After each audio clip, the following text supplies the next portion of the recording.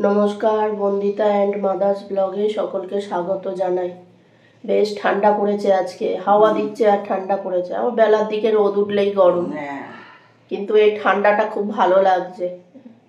বেশ ঠান্ডা ঠান্ডা পড়েছে। আর আমার ঠান্ডাটা লেগেছিল আগের দিন, ঠান্ডা পড়েছিল, ফ্যানটা চালিয়ে রাখা হয়েছে আর দেরি করে চান হয়েছে রবিবার দিনটা, ওই জন্য কাল শরীরটা একটু করবো। তাও এখনো আছে, গলাটা জ্বালা জ্বালা করছে, ঠান্ডাটা লেগে রয়েছে। হ্যাঁ, সকালে একটা ওষুধ খেয়ে নিই ভাত খেয়ে যাওয়ার সময়। হ্যাঁ, একটা ওষুধ খেয়ে নিতে হবে। আর বেলায় আবার রাত থেকে আবার একটা এসে আর মার ওদিকে হয়ে গেছে, জামা কাপড় কাচা হয়ে গেছে। তারপরে মা কালকে আমি বিছানার চাদর বেড কভারটা কেচে দিয়ে গেছিলাম, বিছানার চাদরটা কেচে দিয়ে যাওয়াতে সেইগুলো মা পাট করে রেখে দিয়েছে। আমি আবার সেইগুলো আলমারিতে গুছিয়ে তুললাম। তারপর শোকেসে কিছুটা চাদর থাকে, সেইগুলো মা সেদিন বার করেছিল, মা বার করলে আর গোছাতে পারে না, সেইগুলোও আমি আবার গুছিয়ে টুছিয়ে রেখে দিলাম। এই চলো চা খেয়ে নি। ওই যে আমার চান হয়ে গেল, মা এদিকে রান্না করছে। আর কি করছো? ওই তো ডাল হয়ে গেছে, যে মাছ ভাজাটা বসে আটাটা মাছলাম। আজকে আবার টিফিন কি? মুড়ি দেবো, কারণ তরকারি দিয়ে তো কালকে আমার তরকারি করবো। ঠিক আছে। হ্যাঁ, যা মশা, ডেঙ্গু হচ্ছে চতুর্দিকে, আর আমাদের এদিকে অনেকের ডেঙ্গু হয়েছে। দেখো মশা বেশি কামড়ায় না। ঘরে গিয়ে বসলাম তখন, আরে ওই যে পেছন পেছন ঘুরছে কালো মতন মশাটা। আর এই মা রুটি করবে বলে আটা মেখে আর বেলছে, ওদিকে চাটু বসিয়ে দিয়েছে। আজকে আর আমি টিফিন রুটি নিয়ে যাব না। তরকারি সেরকম হয়নি, ডাল মাছ ভাজা। আচ্ছা,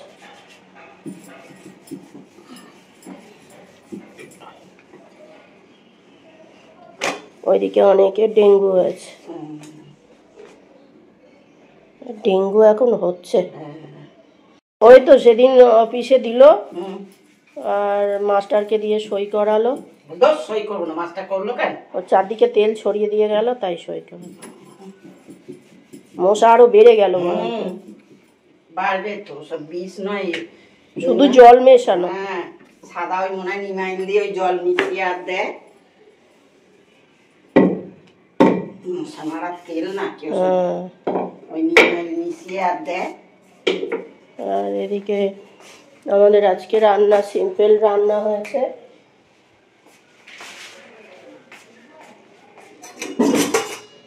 এই যে ভাত হয়েছে আর ডাল হয়েছে, মসুর ডাল। মা এটা লাউ দিয়ে, তো লাউ দিয়ে মসুর ডাল। আর এই মাছ ভাজা হয়েছে, আর মার উচ্ছে সেদ্ধ।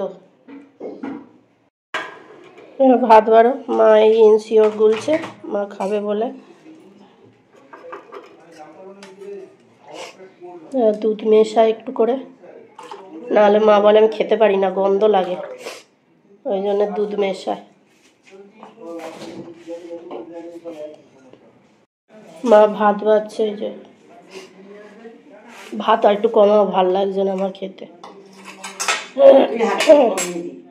আচ্ছা ঠিক আছে, ডাল দেবে।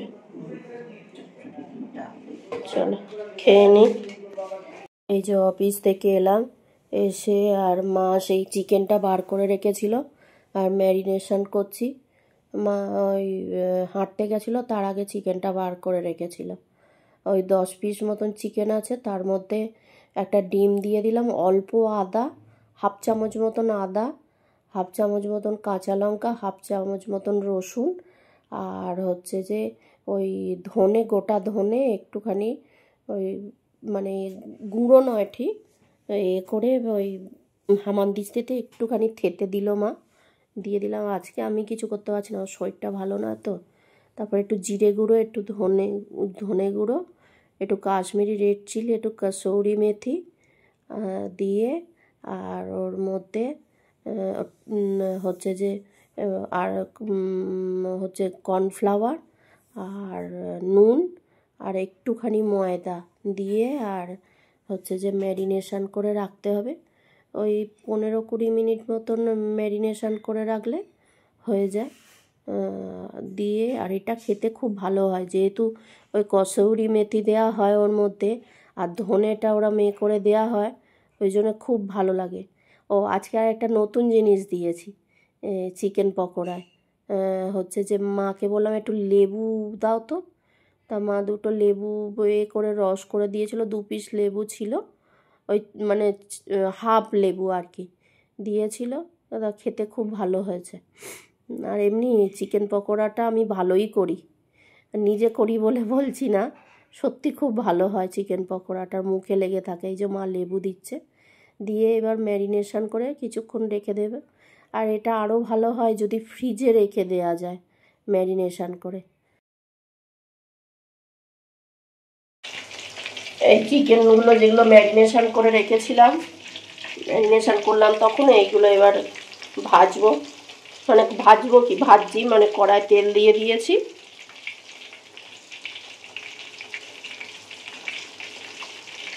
এবার ভাজা হচ্ছে। এই যে আমার পকোড়া রেডি হয়ে গেছে, চিকেন পকোড়া রেডি হয়ে গেছে। এই যে আমাদের চা চলে এসছে, মা চা করে নিয়ে এলো।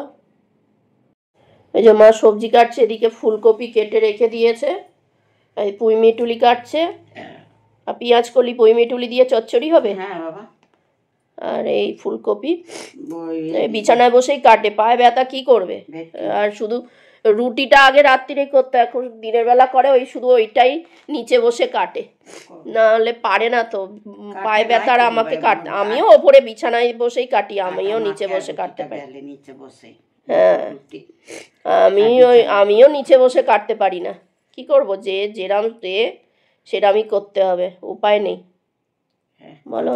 হ্যাঁ, আমাদের পায়ে ব্যথা, কি করব বাবা, পারি না নিচে বসে করতে, আমাদের অভ্যেস হয়ে গেছে। আর পায়ে ব্যথা, এত পায়ে ব্যথা যে পারা যায় না বাবা। এই তো আজকে একটা টেস্ট, ওকে দুধ ডাল দিয়ে ভাত দিলে, ও ডিম দিয়ে মেখে দিলে খায়, আজকে দেখি ডাল দিয়ে মাংস দিয়ে মেখে খেয়েছে। ওর ডাল দিয়ে ভাত খেতে ভালোবাসে গো, খাবে না বলে ওই জন্য আমি তো দিই না, ওবেলা না, ও ডাল দিয়ে খুব ভালোবাসে খেতে, আমি এটা দেখেছি, ডাল দিয়ে ডিম দিয়ে মেখে দেবে, একদম চেটে পুটে খেয়ে নেয়, ও ডাল খেতে ভালোবাসে।